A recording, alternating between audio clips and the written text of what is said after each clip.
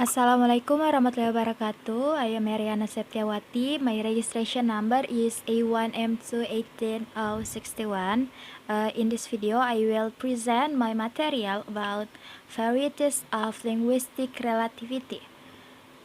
The hypothesis of linguistic relativity, it is a part of relativism, also known as the Sapir-Whorf hypothesis, the word hypothesis, or Whorfianism is a principle suggesting that the structures of language affect its speaker's worldview or cognition, and thus people's perceptions are relative to their spoken language.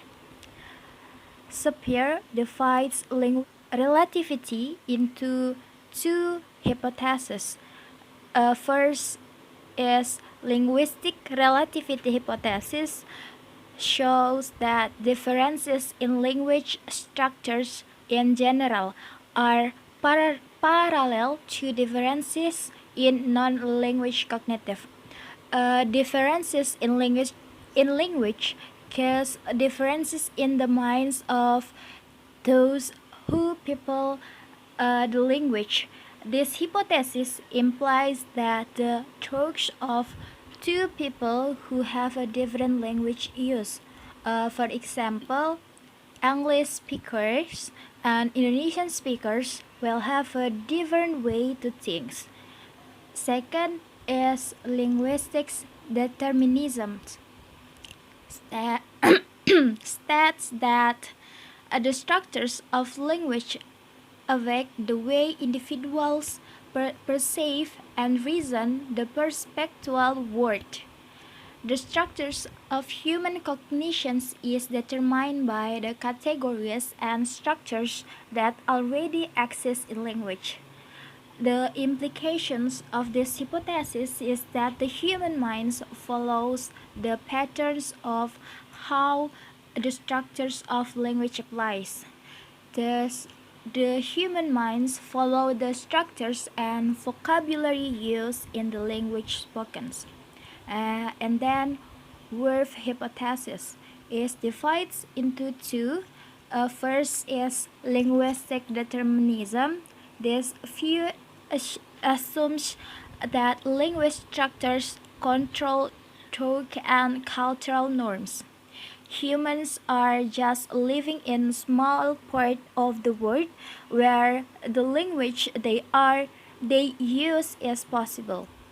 So the world we know of is mainly defined by the language our cartel teaches. So language differences represents also basic difference in various worldviews. Second, linguistic relativity. This view emphasizes that language characteristics and cultural norms influence each other. In other words, culture is controlled and simultaneously control language. Based on these interpretations, language provides conceptual categories that influence how perceptual usage is caught and stored. Experts describe this hypothesis as having the following meaning.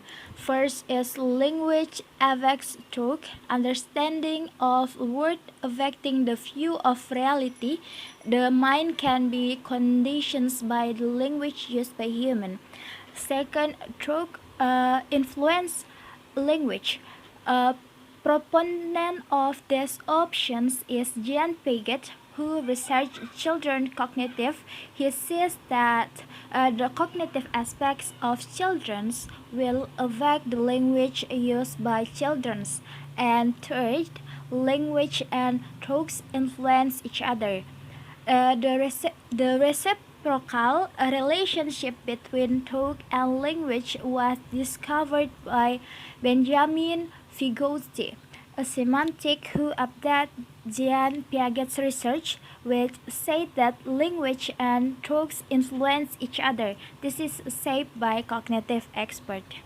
I I think enough for my present. Wassalamualaikum warahmatullahi wabarakatuh. Thank you.